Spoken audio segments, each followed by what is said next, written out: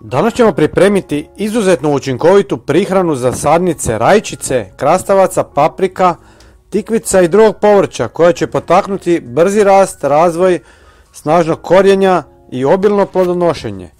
Ova organska formula također pruža vitalnu podršku slabijim sadnicama, dajući im potrebne minerale i energiju za jačanje.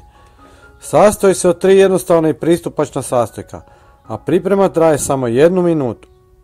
Riža, često zanemarena kao biljna prihrana, iznimno je bogata fosforom, kalcijem i kalijem, te prirodnim biljnim hormonima koje potiču razvoj korenovitog sustava i jačaju imunitet biljaka.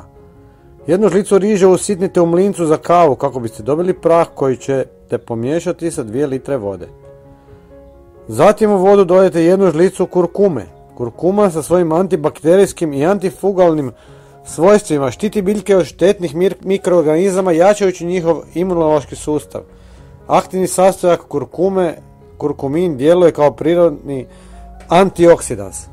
Konačno, dodajte žlicu šećera kao izvor brze energije za biljke, potičući njihov metabolizam i rast, posebno u fazama intenzivnog razvoja kao što su klijanje i rast sadnica. Smjesu ostavite 24 sata na sobnoj temperaturi, nakon čega je procijedite. Razrijedite je sa 3 ili više litara vode, ovisno o količini korištenih sastojaka. I ne zaboravite pogledajte naš sljedeći video na vašem ekranu. Hvala vam, pozdrav!